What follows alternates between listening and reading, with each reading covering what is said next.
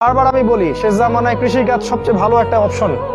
আপনি নিজের খাবার নিজে উৎপন্ন করার চেষ্টা করেন, খামার করেন, গাভীর, ছাগলের, ভেড়ার, জমি কেনেন, সেখানে কৃষি কাজ করেন, মাছের প্রজেক্ট করেন, অন্য আরো অনেক প্রজেক্ট আছে, এগুলো করেন।